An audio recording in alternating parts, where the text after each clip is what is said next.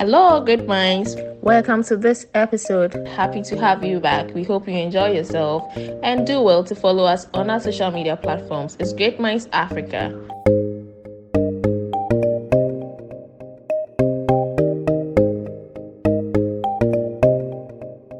Welcome to today's episode. I'm happy to have you. I'm Augustina, and I want to introduce today's topic, which is titled Order in Pursuit of Purpose.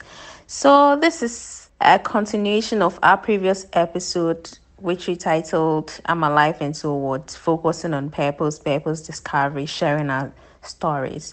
So over time, I've observed that it's quite easy, if I can say, to discover purpose. However, the next step on the purpose discovery journey is how to order your steps so that your purpose can be maximized. Because sometimes we have people that know what they're about, they know what comes to them naturally, they know what makes them happy, they know what basically they want to do with their lives. But the Herculean task that they usually face is how to order their steps, how to put in plans, how to set their goals, and how to map up a plan that takes them to their destination. And finally, they can say that they are achieving purpose or they have achieved purpose. So that's what today's discussion is going to be about. So we want to take our stories, we want to share our stories, we want to share our lessons, and we want to share where we are when it comes to order in pursuit of our purpose. So, from my experience, to attempt answering this question, I basically, as a young child, I remember very vividly that one of my teachers in basic school wanted me to be a nurse. So, he made me the infirmarian at basic school. But I realized that blood and I, we are actually not friends. I don't like seeing the sight of blood. It's something that I find gory and all that. As a preteen, I knew that that is not going to be a calling for me. So, although nursing is a noble profession, or even doctor is a noble profession, it's something that it's not suited for me. Then I found out that I love to write. I love English classes, although during dictation and all that, I don't do so well, but I don't do so badly. I realized that I love math, but science is something that doesn't come to me naturally. I don't really even enjoy science topic and all that. No. During dictation, I'm not too good with dictation because my phonetics was not good. So when they say elephant, I don't know how to put together the spelling of elephant. But I love to write stories. Like, for example, when they say write about myself, I realize that I am interested in learning how to write about myself. This is how I started discovering my purpose in things that come to me naturally. I realized one day when we were watching television, I saw Georgina Wood on the former Chief Justice. I saw her on television and I'm like, oh, I love the fact that this is a male dominated field and she's doing it beautifully. So it's something I want to look into. So that aroused my interest, let's say, in the study of law. Then with time, I got connected to people that are already in the field of law and all that. So finally, as I became an adult, I realized that yes, law is a good thing that suits me. It's something that comes to me naturally, but that's not all there is to me. So that's how my purpose has been ordered when it comes to the discovery part. Also, more or less informed the courses that I read. So when I went to high school and people were looking down on courses like government and the general act, I knew that's my class. So, excuse me to say, I cared less about what the other people were doing. So, at that age, as a teenager, I didn't know that was even focus. I only knew that I want to be like the former Chief Justice. But do people really look down on I arts? asked around and they told me that when you read this course, you're going to get to this good. So, although people thought those who are Oh, not because brilliant are those who do the general arts, okay, that I was none never. of my Everybody business. knew that the arts classes were the lawyers and journalists. I would think that anybody wanted to do arts and journalism, what do you call it? I mean, be called to the bar. That's the first stone. So I'm just surprised. I never heard this before, Yes, actually. I've never heard of either. Because you know, arts Okay, class, yeah, probably my yeah, school. Oh, Probably my high school known for business yeah. and science. So they taught the serious minded people if you were brainy, you were supposed to be in those classes. And even if you were doing general arts, they expected you to do combinations like geography and the rest. But that's not something that has my interest. So basically, my purpose was ordered with focus at even an early stage, which I grew up to know that, oh, okay, that was what it was. But I only knew that I want to be like Madame Georgina would. Simple.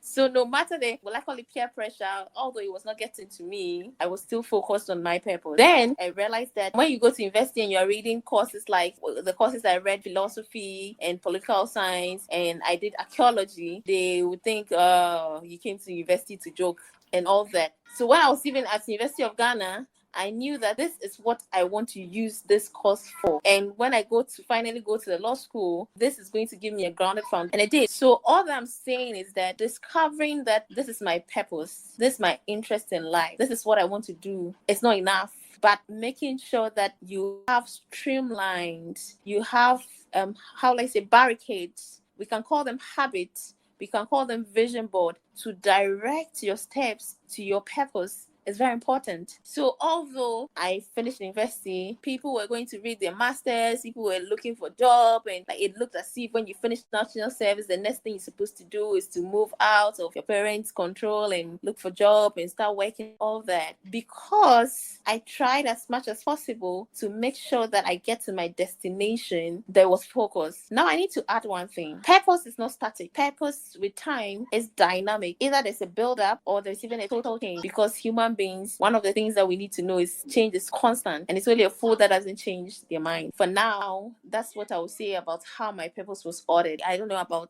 you. Yeah, I totally agree with you said in last statement. Purpose is, becomes dynamic at some point. Sometimes you keep it up all through, but then you will have certain changes along the way. So at a young age, I was more interested in playing football. I mean, I was Wow. not Senna. the best of my Wow. class That's or news. yeah. That's the but I was good at playing football. I mean, not as good as the area boys though, but I had certain qualities that they didn't have. I mean, I kicked the ball so well during free kick, corner kick. They started calling me David Beckham. I couldn't run as fast, but I had a few tricks up my Wow. sleeves. Yeah. So when or should I say during my high school days in JHS, my dad used to basically discourage my playing of football, especially owing to the fact that the odds were not favorable because you have so many kids in Africa looking to play, wanting to be footballers, but how many of them actually can become professional footballers? And what happens to Okay. the rest? So the odds Hmm. were not really looking good. So he tried to have me focus more Okay. on education rather than leave home right after I get school to go to the football park and play. He'd rather have me do my homework or, try and learn. Even though he was not at home, he had just ensured that my mother was up to the task of ensuring that I was home to read something or do my homework or be behind the PC, something. So focusing on education at that, my studies teacher, my home teacher at the time encouraged me to take science in school because he thought that that would give me a very broad perspective on what I may want to do in the university. Because he even explained to me that if you did general art, you were likely to end up in the professions of being a lawyer or a journalist, or be basically in the art industry, creative arts industry. I mean, same with visual arts, which I didn't really fancy. So the two choices were business and then science. Then he says, if I did science, I was going to have the broader aspect of either choosing to do business in school, in the university, or doing a science program. At that, Wow.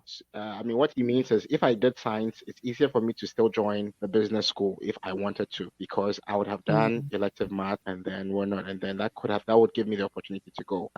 Unlike a business student who wants to switch to do a science program, that is highly unlikely for them to accept such a person. So then I thought, okay, since I hadn't decided what to do, science would be the better of the two. So I chose science, and then I went into Adisadel College with the prospect of just being open minded to what I will do later. Then in Yeah. Adisadel First, at our orientation, we were to be grouped into two science classes. One science class that does geography, one science class was veering towards engineering, and the other one was veering towards the medical sciences, right? And I'm like, Yeah. no, I mean, doctor, I just doesn't suit me. I mean, I still don't know what I want to do, but I think I'll just go with the engineering. So then I did the science that did what you call geography rather than biology. And as time went on, I thought, thought, given that I'm in engineering, I'll probably want to be a pilot at that.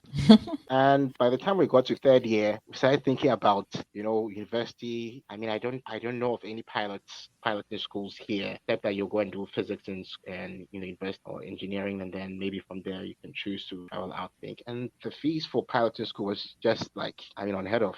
And the other possibility for that was to be part of the air forces. That provided another option. And I'm like, no. Being part of the army was not the thing I wanted at all. I mean, I even had the opportunity to join BNI sometime back in JHS after having a Yeah, what conversation with happened? one of their, I just didn't want to be part of any, I just felt their jobs were so dangerous. It's You so know, dangerous. I'm more like a family man. I want to go home and come back to my family, not be away for long period undercover work or peacekeeping. Those kind of things associated with I know, police right? service, You have no police service idea. where you go, yeah, night duty and barrier checkpoints, and I'm like, that's so unsafe for me. So Wow. I just discarded this whole piloting bit, and then I'm like, you know what? I just finished SHS. Let me see what the prospect are. But I'm thinking I want to do business. Then the results come, then I'm like 2 points short of what the business. So I decided to write some of the papers again, do remedial class and write some of the papers, and I did. So this meant that I had to stay a whole year, to write some of the papers just to be able to get call it A's, straight A's, and then meet the mark for business school. And the grades I got were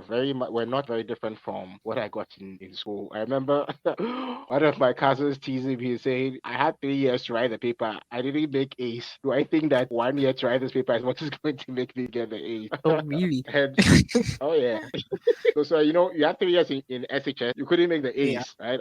I remember I got B's, I think 5 B's and then 3 C's. And then when I went to write the remedial for the 3 C's, I got 1 B and then 2 C. You get me? So it didn't really change much. Oh, So okay. I was Now I like, get the yeah, decided to just go to school with it and offer humanities and do economics at that. And so I did. So here, because economics was basically close to business. business. Yeah. So Yeah. I offered humanities, did economics, mixed it with psychology and sociology. I began to really enjoy, I know I was good at it, but I just enjoyed, the whole thought processes. I mean, how to understand people. The focus of psychology was to understand why people acted the way they acted. What was the reason? Where did it emanate from? Is it, everything just had an explanation of some sort. That got me so intrigued. So then and at that point, I was just like, now I'm really confused. So just getting to the end of my school, I tried to combine both instead of majoring because initially I was thinking of majoring in economics, but then I'm like, no, I enjoy this too much. I'm just going to. Wow. Currently, do you think that dynamic aspect that Tina was talking about, it's something that you have experienced also in your other purpose? Very much, very, very much, because it just informed me of the fact that a lot of things can change along the way. And I say this to my wife sometimes that there are a lot of things that I feel very strongly for, and other things I just want to basically experience. Yeah. Like, let me give you an example of this. A lot of people have specific places they want Okay. to, but I don't have that. Loyal to any baba. If I am in the hood, I feel like I need to get a haircut before I get home. I just get the haircut. Sometimes I'm in traffic. I see a barbering store. I'm like, I want to be in all this traffic this for 40 minutes or 50 minutes. I just get a haircut and go home. But even if they are in Accra and then they travel, they move out of Accra to maybe Tema or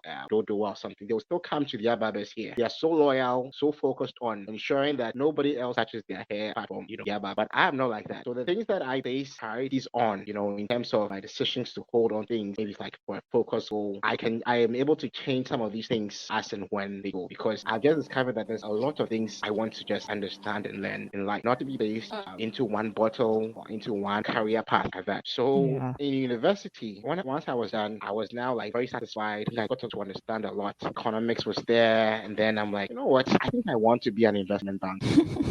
That I told my dad, and then I could talk well. I tried to use psychology I learned to understand people, the different types of buyers, how to identify potential clients, how to identify where you're making your mark at, so that you can hit on those key points to ensure that the person buys, among other things.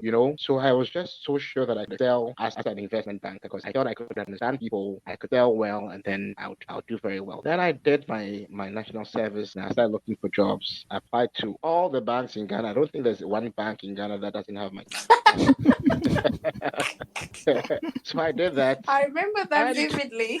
yeah. And then I got called by what their Great Bank, ADB, Charlie, bought my suit, new shoes, new shirts. I My guy remember. gave me a I tie. remember. I was ready. I went there, made few friends, and even at the interview, I remember when we were gathered, a lot of people looked lost. I was so confident. I shared the ways like you could start, how you could approach them confidently because I was just like, I was just too ready. And the more I spoke to the people that were around me, the more others came to now gather. Then they'll ask me a question. So if they ask this, how do you answer this? If they ask this, how do you answer that? And I think almost everybody there Sure. thought that, hey, You Charlie, became the a new guy senior there will like be one of the people that very, when we finished the program, one of the guys that this thing, yeah, came to me and was like, oh, he's heading home. I didn't even know he had brought car. So if I would like a ride, I'm like, well, I'm not even going now. I was like, Charlie, the people that come, they're playing to you because he understands that there were about 10,000 applicants and then they called about 1,000 of them. They did the interviews over 3 or 4 days or something like that. So he's like, Charlie, he understands that they're going to pick 200 people, but by the time they finish protocol and everything, we'll probably be left with about 10 people or so. We laughed about, I mean, true to his word, I was so confident that I did well, but I was not picked. I mean, heartbroken and all of that. I remember that I went, even after I had picked the people, I went to the HR office of ADB, I think about 3 times. The first time I didn't You meet have her, I met gas. a very nice, long, young lady called Mary. She was one of the HR aides, and I told her that, hey, I know that they pick people, and I know for certain that given that they are going to spread 200 people across Ghana, right? Definitely somebody will not go to his post because some of these that about if they get like the northern region or a place that's too far from home, Ranga half or something, maybe even the Volta region, they will not like to go. So I would like to be placed on a waiting list so that if anybody drops out, I'm more than ready to. I'm just explaining to you how confident I was in what I wanted to do at the time, Senna. right? Yeah. Yeah, I find it very fascinating that at that Oh yeah. age you had that Because level of self confidence to push for what you wanted. I went the first Interesting. time, I went there the second time, and then the third time I thought that I think the lady was she had just gotten fed up. So she told the HR, I think several times that I'd been there, about 2 or 3 times. So I think the fourth time the HR was in the office, and then I told her that I want to see the HR. So I met the HR, it was a lady, I can't remember her name. Then I told her the same thing I've been telling this lady. And I was like, she likes, my enthusiasm and all, but there are no opportunities, there's no waiting list, there's nothing. So what they will do is they'll put my CV down if any other vacancies open up or they're doing any other recruitment, then they're going to add me to it. And I mean that's when I guess gave up that pursuit for working in the bank as an investment bank. So after that, I tried getting a job. I couldn't find any for like a year. The guys I used to go around, sharing the CVs, they had all gotten jobs. One got a job at the pharmaceutical firm. The other got another one in a school or something like that. Then here I was. Through sharing the CVs, I got an interview for a shipping company that wanted an administrative officer, and then I went. I got there looking sharper than because at that time I just had my suit. I didn't have. I think I'd had two interviews, so it was still just fresh to me. So any interview I got, I just wore a suit. And then I went to this thing. When I entered the place, I realized that I was overdressed because everybody there wore a Lacoste t-shirt, jeans, sandals. Nobody was really. It was not a formal setting. Okay. Yeah. So I want to know, what do you think you missed out? What, as an investment banker, yeah, what do you think was the reason why you were not picked? Well, I have not actually given that much thought, except the fact that I just believe in God's own divine plan for me. Do you think there's a possibility? Yes, God is there, divinity, and all of that. I respect that. But I want to ask, do you think probably we are building a society that doesn't honor the best, but honors nepotism? So, most probably, your name was not taken there by somebody. That was how come you were not paid any heed. That is very, very true. I mean, our society, if you look at our system, you look at the richest people in our society. I mean, I heard this by Vuzi. He said something I found very Yeah. profound about this kind of thing. First, when you look at the 10 richest people in a system, and 10 richest people are people that have made it on merit by hard work, by their intellect, by their talent, then you can realize that that's a society or a system that is built on pure merit and gives opportunities to all. But when you have a society where the 10 richest people, a large number of them are people that are politicians or people that are affiliated to politicians or associated to politicians in one way or the other, and you realize that such a society is one that is built on nepotism, is built on only what you call it relationship. It pays no heed to talent, pays no heed to merit. It gives no equal opportunity to even people that deserve. And you would agree with me that our African society is one of such, where opportunities are not given to Interesting. all, where you have politicians even putting their kids scholarships that are made for the less privileged, to give that equal platform. The I scholarships with, mean, Okay. yeah. it's not only Africa. Okay. Right So, now, the world, it seems Africa is practicing it more, but it's actually general. It's everywhere currently. It just seems to us that we end up doing it more. But with my experience and certain things, that it's actually okay. So, I think what we've talked about so far, I've picked a couple of things. We've picked up three things. So, the first one is purpose could be ordered through you. So naturally, if you're connected to yourself, you start discovering yourself. You know your purpose. The order now is guided by you. Another one is through your parents. So your parents could observe you and realize, oh, my child has interest in music. So I better put him in music school and maximize that. Oh, I can see this is my child's interest or their child. If you become a music artist or if you become a drummer, you're going to excel. So that's also another way that purpose is ordered from what we've discussed so far.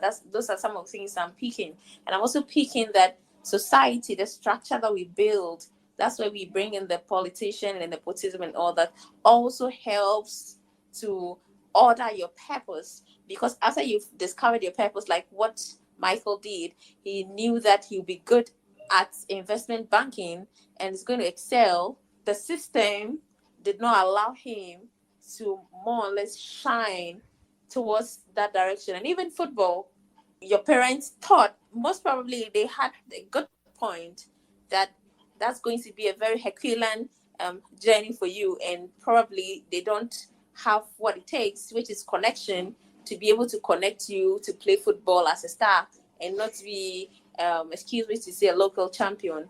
So those are some of the things that I've observed so far. I'm curious to find out about first team. That's Isena is done, but Isena is not done. Faustine, you take it up from here. oh yeah, quite interesting to learn about like all the things we are sharing. But I want to, aside everything that Tina has actually expatiated on, I want to divert onto another aspect that I personally have when doing Please do. audits of myself. I realize it's really been a very big part of the order of purpose. For me, it's belief, value embedded in belief, like grounded in belief that help us to actually achieve or divert. That is where the dynamic aspect that Tina spoke about comes in. Me personally, I'll talk about it being transformational in my point of view. Considering that, I mean, when I was like young, I always wanted to be an actress, maybe based on the fact that I watch a lot of movies and I learn a lot from it. It got to a point that I could predict the storylines before it even finished. So I know that, okay, this storyline obviously going to end like this, so I don't have to watch it. I can even tell you the whole thing before it even ends.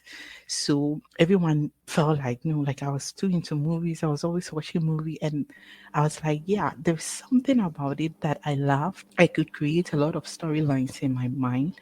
And at the time, I thought it was just my personality. It was just what I'm made of. So I figured that that's the line I want to go. But growing up, I realized that the film industry, to me, I felt it was perverse. There were a lot of things that was going wrong that my belief cannot allow me to continue on that path or my values. that I feel I held very dear would not allow me to continue in that part of purpose. So if it actually was my purpose, it means that I had to transform from it onto another part.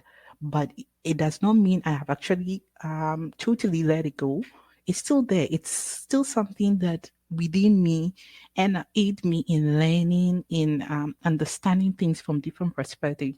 So I feel like it's still there. I just haven't left it. It's just onto another part because of the belief that I earlier on spoke about. Then What's I that part? You said it's now onto another part. I'm Yes, curious so to I'm know now coming what to that talk part about it. is.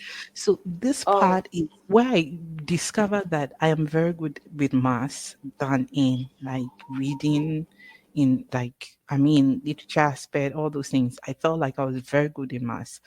So I started thinking I was going to be a banker.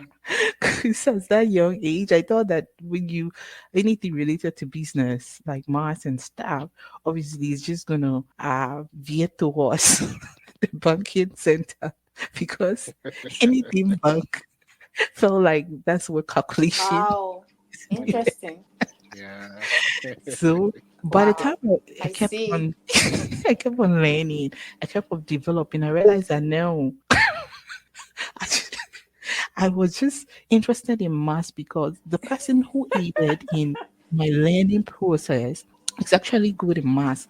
And maths was one of the things Oh, who he was used to, that? my elder brother taught me. He was into it. So he was always teaching me things about maths. So my interest veered towards that line, not the reading aspect. So I realized that no, in reality, I wasn't actually going to be a banker. So you see, the belief he had that he liked an interest, which are all still embedded in, I believe, in belief that he has taught me and I admire. And I felt like at the time he was the only person that had time and attention for me. So I appreciated it. And I also became interested in things that he was interested in. And I thought that I had to be a banker, which wasn't even actually my path to follow in the first place. So then when I had to start my first degree in Legon, I selected courses that were not So, even so, related. so it's more or less like sometimes you see that a senior brother or a senior sister is, let's say, into singing. Mhm. Then they try to, how do you call it, make their younger sibling also go into singing I wouldn't say or let's make. math or I wouldn't say I'm not talking make. about your case. No, I understand what. I'm not talking about your case in particular, but I'm talking about some younger siblings are made to go on paths that probably don't suit them, are Very not their well. purpose, but Very because they well. were influenced by their older Exactly. siblings, they end up doing that. And because probably they have reverence and respect for their elder siblings, they get stuck there. But I am curious to know how you were able to know that, although my brother teaches me math and I enjoy it, I appreciate it, but that's not going to be a path for me to tread on. How were you able to make that come to that realization? Perfect question.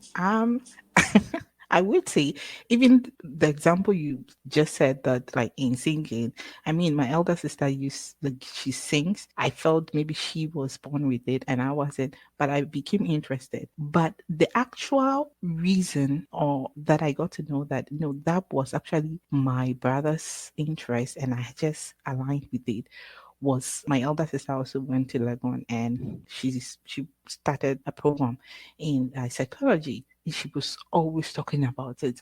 It's like everything that comes out of her mouth is psychology. So automatically, when I was selecting, when I was selecting my courses, I ended up selecting anything that has psychology in it because it's like I spend a lot of time with her, and most of the things that we talk about is towards that line. So it started influencing me, and unknown to me, I started having interest in psychology. Then my path has changed. I was surprised that all of a sudden my path has changed again, that I'm interested in psychology and stuff like that. And I was surprised because it felt like it was the same thing that happened with my brother. And now it's the same thing that is happening with my older sister. So it's like they are kind of guiding some pathway for me. And reading at the time was not something I associate much with. I want to do much with. I rather have fun with calculating and stuff. But faced with the reality that this is what I'm going to be doing, I was like, how am I going to do these courses and thrive? How am I going to do these courses and come up with so much success? I just don't know how I'm going to convert my interest into reading, into writing, into things of that nature. So I felt it was a challenge, but I've also had the interest, the program, like the field. So I think it will be easy. So I started on that part. But on the part, then I discovered something too. Learning organizational psychology, industrial psychology, those fields opened my world to something totally different, which is human resource. So I was like, I think anytime they are teaching about those fields, I'm interested. So this one automatically, it had no influence from anybody. I just find myself contributing more on those aspects, wanting to know more, and very much interested. But even with that, I didn't know how my pathway was gonna go.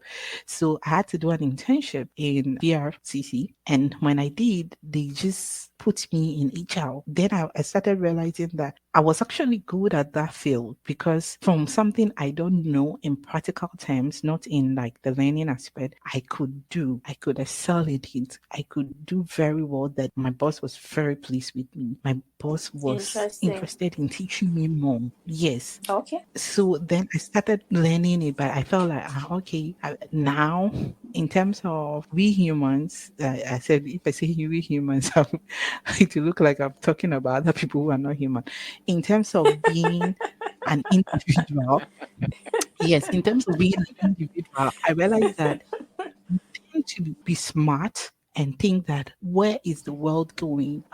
What will I do that will serve me well? So I start thinking smart and wondering if I rather do this, won't it help me in my purpose, in my quest for purpose, achieve something bigger? It got to a point everybody wants to go into nursing. But I realized that yes, like Tina, I realized that I cannot go through that part because when I see them, it's not something I like. It's not something I want to. I feel it might give me trauma. I don't want to get back home and be having vision of someone's blood and all intestine and stuff. No. So it's a place like that field I won't go. But at the time, it was a hot cake that everybody knows that, oh, when you finish, they will just post you and then you start your career. You don't now have to apply like Michael did, going to interview when the Wow. post will come and set in. Yes. So it was that part that everyone was suggesting. And another group of people too were suggesting to me, why don't you go into teaching? I said, no, teaching mean like kids and all those things. We don't want to go and deal with certain things at that level. I would say I wasn't mature to handle, like maybe little kids that are stubborn, that don't want to listen. I'm more like a disciplinarian, so it might not serve me well. You don't have the skill set. Yes. So it's something I don't want That's to go. understood. I don't want to go into something I'll feel like it's obvious. I can see clearly that I won't be happy here. So I decided that, okay, let's see how life will turn out. Since everybody has an opinion and they are talking from their beliefs as well, past experience, but no, I don't want to go on that part. Then when I finish, then I have the opportunity again to do my service and I was posted in the HR office and I did well. At the time, I was asking, Oh, trying to figure out why is it that anytime I go somewhere, I'm posting these kind of places that I already know that I have an interest in and I do it so well. When you go to where I have done my service, everyone and you ask about me, they will tell you good things that no, this lady when she was there, she turned things around. Where did you do your service at, and what was your role at that place? I was human resource personnel. I did it at Old Technical University, now Old Technical University rather, formerly Old Tech Polytechnic. so what I want us to do is that I want us to summarize this part. So I realized that from our conversation so far, we are sharing with our audience how we personally travel through our journey of purpose. that's what we have done in this part. So all I will say about this is that in this, for me, I believe is very important. I believe in something I was interested in. I've walked the path, and my path has always been put at certain position that also support what I was really interested in. And it's something when I'm doing it, I'm happy and I'm glad with it. So I believe it's been a great journey in this order of pursuit, whilst being transformational, dynamic, and guided by siblings and parents. I think I am actually on the right path for my other pursuit of purpose. So Thank you. ask you, what is your purpose in this life? I believe my purpose is to influence, to impact, to guide people on their career path, to put them at the right position that will allow them to excel. And I've seen that over the years. That has been my purpose. We've covered a lot of things, especially by sharing our personal experiences and how we have come this far in terms of our career path, our choices, particularly targeted towards our career path. I think there's a lot more we'll need to uncover in the next episode. So now we look forward to again in the next episode, a lot more from other in pursuit purpose. Thank you, everybody. I'm excited for part two. Thank you. All too soon, we've come to the end of this episode. The conversation continues on our next episode. Kindly do well to take a listen and let's keep the conversation going on our social media platforms. It is Great Minds Africa. Remember, you were born great, so thrive.